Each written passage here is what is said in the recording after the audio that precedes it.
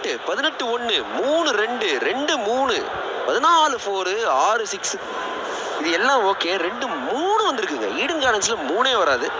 T20 கிரிக்கெட்லயே 3 வராது usually.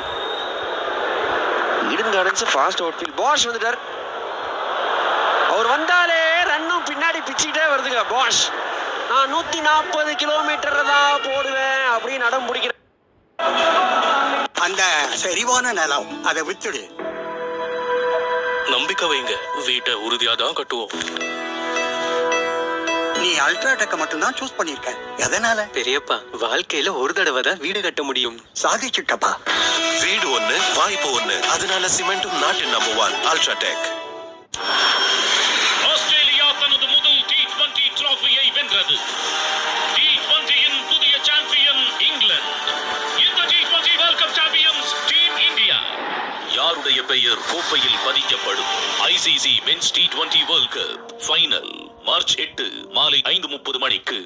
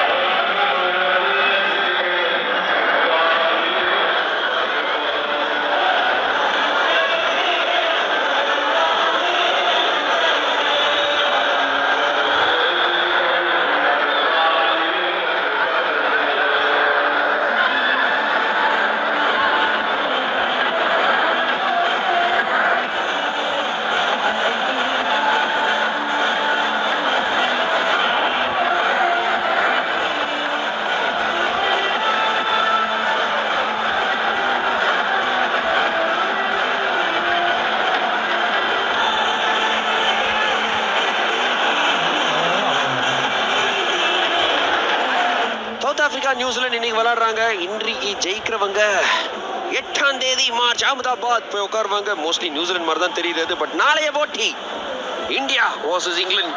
அதுவும் ஒரு சரியான போட்டி. Jasprit Bumrah, Harshdeep Singh, Abhishek Sharma, Hardik Pandya, Sanju Samson, Jos Buttler, Harry Brook, Adil Rashid, Jofra Archer. India versus England at Wankhede. நாளைக்கு ஒரு சரியான போட்டிங்க. இது வாங்கேடே ஸ்டேடியம் மதுரை போது. ஆல்ரெடி இங்க மும்பைல ஒரு அலை பறக்குது. இங்க எக்கச்சக்கமா. ரமேஷ், சரியான போட்டி எதிர்பார்க்கலாமா? அப்கோர்ஸ், அரபிக் கடலோரம் அராஜக பேட்டிங் வாங்குவோம். Battle of sixes. நான் காத்துல பறந்து போயிட்டு இருக்கு. இந்த பக்கம் ஈடன் கார்டன்ஸ்ல இப்படி இருக்கிறாங்க, அந்த பக்கம் பார்த்தீங்கன்னா வேற மாதிரி அடிப்பாங்க அப்படின்றதால அதுவும் ஒரு தரமான போட்டியாக தான் இருக்க போகுது. ஆக்சுவலாக நியூசிலாண்டே கொஞ்சம் சர்ப்ரைஸ் ஆயிருப்பாங்க. நீங்கள் வின் பண்ணுவாலும் ஒரு மோட்டிவேஷன் வந்திருப்பாங்க. பட் இந்த மாதிரி ஒரு டாமினேட்டிங் வின்னை வந்து அவங்களே கொஞ்சம் எதிர்பார்த்துருக்க மாட்டாங்க. நான் சொல்றேன் ரமேஷ். பட் நாளைக்கு வாங்கேடே ஸ்டேடியம், அரபிக் கடலோரம், நீலவண்ணம் படைச்ச வாங்கேடே ஸ்டேடியம் பார்ப்போம். நீலவண்ணம் கடலில் இருந்து இல்ல, அந்த ப்ளூ நிற டிஷர்ட்ல இருந்து. சரியான போட்டிக்குள் போட்டி பலர் இருக்கு. ஆர்ச்சர் அகைன் சாம்சன் நான் எதிர்பார்க்கிறேன். Adil Rashid again Suryakumar Yadav. Brook versus Varun. Ramesh, தலை கட்ட போகுது. ஸ்கை அங்கே தான் ஒரு இம்பார்ட்டன்ட் நாக் ஆடி கொடுத்தாரு யூஎஸ்ஏ எகென்ஸ்டா. ஒரு பைலட் பண்ணி கொடுத்தாரு. ஒரு எக்ஸ்ட்ராடினரி இன்னிங்ஸ், எத்தனையோ இன்னிங்ஸ் அட்டகாசமாக ஆடி கொடுத்துருக்கிறாரு. சூரியகுமார் யாதவ், வாங்கேடேல ஹர்திக் பாண்டியா, இஷான் கிஷன், இந்த பிள்ளைங்கள்லாம் எக்கச்சக்க கிரிக்கெட் ஆடி இருக்காங்க. அப்படின்ற போது நல்ல குட் மெமரிஸ், செம கான்ஃபிடன்ஸ் வரும். ஒரு கிரிக்கெட்டராக சம்டைம்ஸ் உனக்கு அது கிரவுண்டுக்குள்ளே போகும்போது ஒரு பலம் வந்துடும்ல. ஆஹா, எத்தனை மெமரிஸ், என்னெல்லாம் பண்ணிக்கிறோம் நம்ம இங்கே அப்படின்ற மாதிரி அது திரும்பி பார்த்தாலே செம கான்ஃபிடன்ஸ் தான்.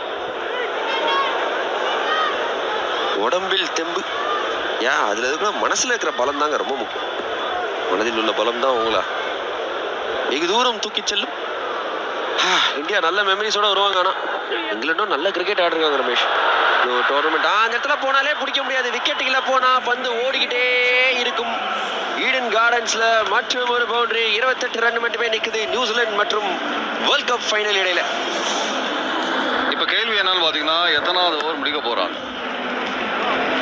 தலைக்கு மேலே வெள்ளம் போனால் ஜான் என்ன முழவன் அப்படின்ற மாதிரி வந்தாச்சு. 28 ரன் தேவை அப்படின்ற போது ஈடன் கார்டன்ஸ்லாம் நான் எப்படி யோசிப்பேன்னா, இந்த மாதிரி ஒரு பேட்டிங் இதில் 4 சிக்ஸர், அந்த 4 சிக்ஸர் அடுத்த எத்தனை பந்தில் வரும் அப்படின்றது தான் கேள்வி.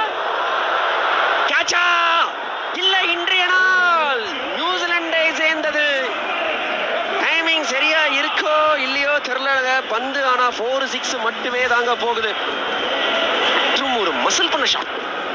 4 சிக்ஸர் கேட்டா இந்த ஒன்று முதல்ல இப்போயே வாங்கிக்கங்கண்ணே அப்படின்னு சொல்லிட்டு முதல் சிக்ஸர் அடிச்சிட்டாரு. இப்போ தேவை 3 சிக்ஸர், ஒரு பவுண்டரி.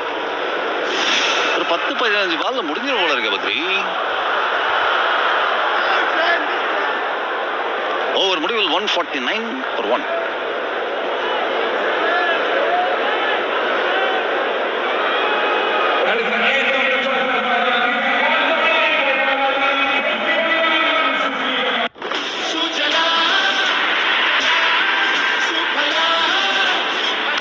விக்கெட். இது இந்த ஆட்டத்தின் ஒரு பெரிய திருப்பு முனை. வெற்றிக்கு தேவை 196 ரன்கள். இது ஒரு அட்டகாசமான சேசிங்காக இருக்க போகிறது. சஞ்சு சாம்சனின் ஆட்டம் இந்தியாவை செமி ஃபைனலுக்குள் கொண்டு வந்திருக்கிறது.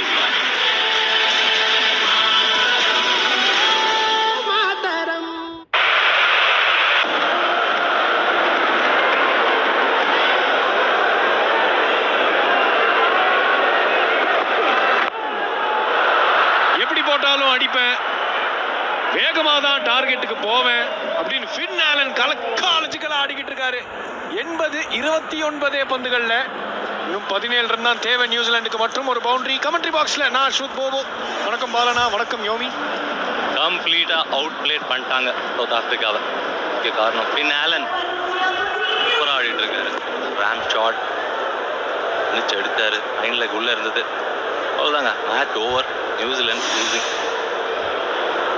ஃபேவரட்ஸா உள்ள வந்தாங்க சவுத் ஆப்பிரிக்கா, பட் கடைசியில நியூசிலாந்து